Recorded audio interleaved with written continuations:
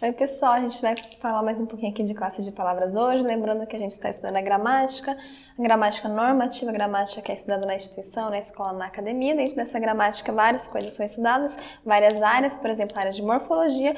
Dentro da área de morfologia, a gente estuda, por exemplo, a formação de palavras, a estrutura de palavras, classificação de palavras, e é isso que nós estamos vendo hoje. Classe de palavras, já vimos algumas em outros vídeos, vamos continuar. Hoje a gente vai estudar o grupo relacional. Lembra que a gente tem falado já que existem alguns grupos dentro da classe de palavras? Essas são várias classes e elas são agrupadas de acordo com a função que elas exercem, de acordo com o tipo de relação que elas estabelecem. A gente tem o grupo nominal, tem o grupo verbal, o grupo relacional e sozinha a interjeição. Hoje vamos ver então o grupo relacional. Tudo bem? Primeiro grupo aí que a gente vai ver, queridíssimo de todo mundo, é a nossa preposição. O que é uma preposição? É hoje que a gente vai aprender, não tem mais dúvidas sobre isso. A preposição ela vai estabelecer relações entre elementos de uma mesma frase. Então, você tem lá uma frase legal e você precisa que esses elementos se relacionem de alguma forma. Você coloca uma preposição. Vamos ver um exemplo? Alunos da Giane. Vou colocar aqui em itálico para vocês. Alunos da Giane. Quando eu faço essa frase aqui, essa frase vai continuar, né? Aqui é só um exemplo, né? Vou colocar aqui, continua. Gosto muito dos alunos da Giane. Veja que eu não estou falando só de alunos, de qualquer aluno, não estou falando só da Giane. Eu estou falando dos alunos que são da Giane. Então, o que eu tenho aqui é uma unidade, certo?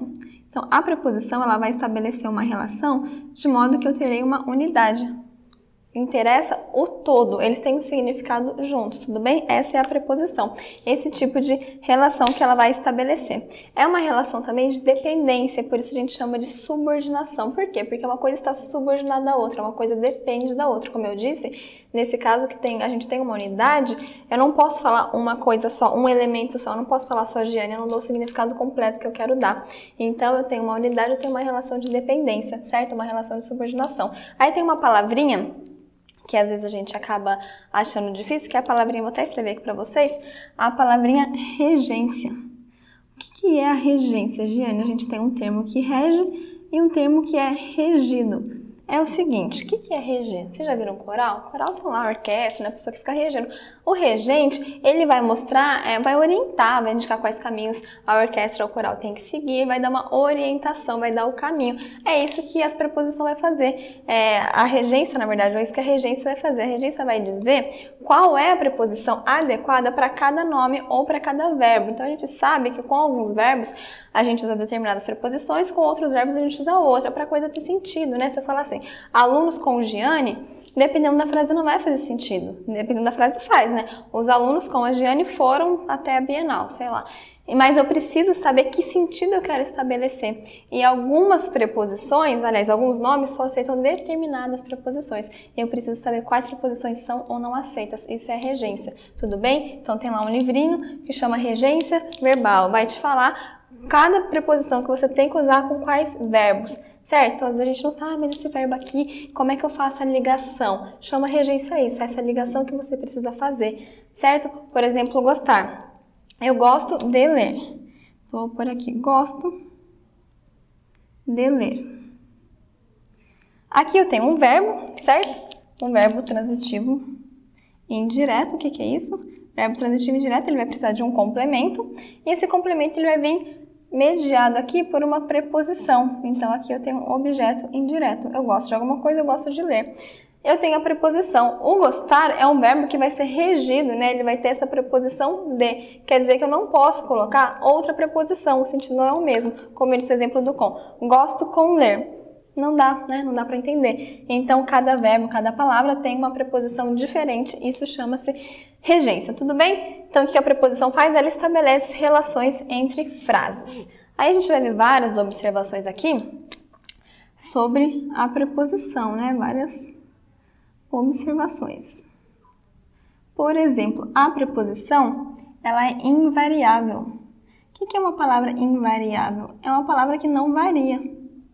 Certo? Uma palavra que não varia, ela é invariável. Quando a gente fala isso na gramática, a gente quer dizer que a palavra não sofre nenhuma flexão. Flexão de gênero, né? Masculino e feminino, flexão de número, plural singular, flexão de grau. Ela não sofre. Aí você vai falar assim, mas Giane, você não colocou aqui alunos da Giane? A preposição não é de? E você não colocou da? Então não é uma preposição no feminino? Não, gente, não é uma preposição no feminino, muito cuidado. O que eu tenho aqui é a preposição de mais o artigo a, entenderam? Eu tenho a preposição de mais a. Por que ela fica da? Porque ela passa por um processo chamado contração. Então, nesse processo chamado contração, eu tenho preposições que se juntam a outros elementos, que pode ser um artigo ou pode, por exemplo, também ser um pronome. Então, em mais aquele vira naquele. Assim como dele mais a vira da. Então, o que eu tenho aqui? Eu tenho a contração, não é uma flexão, tudo bem? Não é uma variação, é uma contração. Por que chama contração? Porque é um processo em que um elemento ele desaparece. Então, eu tenho D mais A vira da, eu tenho um elemento aí que desapareceu. O que acontece aqui? Eu não vou pronunciar o D, aliás, o E, assim, né? Eu não vou pronunciar. Aqui também, em mais aquele, que vira naquele, eu não vou pronunciar essa palavra. Então, na contração, nesse processo, a gente tem uma perda de um elemento fônico, né? O fônico é o falar, o elemento que vai deixar de ser falado. Tudo bem? Aí você vai falar assim, mas Giane, eu já vi aquele caso do ao, que eu junto o a mais o, e eu falo que eu fui ao supermercado. E nesse caso, eu tenho aqui a preposição a, eu tenho aqui o artigo o, mas fica tudo igual, eu pronuncio tudo. E nesse caso, como é que é? Porque na contração, você acabou de falar que a contração contrai, né? Eu tenho uma perda, e aqui eu não tenho. Então, é a mesma coisa não. Aí é um outro processo, que é um processo que chama combinação. No processo de combinação, como o nome já diz, você combina, né? Então, é a mesma coisa, você vai lá na academia, você vai colocar uma roupa bonitona, a sua roupa vai estar toda combinando e você não tem nenhuma perda, né? Pois a blusa, pois a calça, vai feliz. Aí você vai fazer um abdominal. O abdominal você perde. Dói, perde, que perde a paciência. Perde a paciência e perde também o som. Quando você contrai, você perde. Quando você combina, você soma, tudo bem? Então, na combinação, você não tem essa perda, você tem essa soma. Aí tem também mais um elemento aqui, que é o preferido de vocês, que é a crase. O que é a crase? A gente essa aula não é específica de crase, a gente só vai comentar, porque estamos falando de preposição, e a gente vai comentar o que é essa crase, que é um problema, né? Às vezes a gente não entende. Quando eu falo assim, ó, frase básica, vou à escola.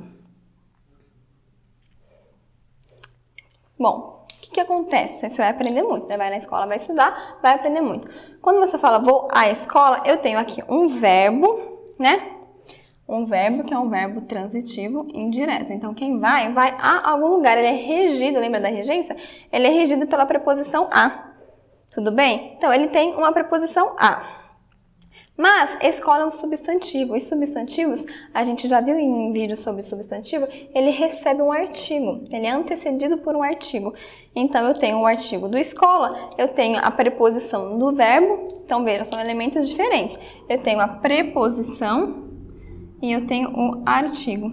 Isso vai resultar na crase, para que eu possa indicar que, olha, aqui, ó, nesse elemento eu tenho dois As. Poderia ser um A ao quadrado, né? Eu acho que seria melhor, mas não é.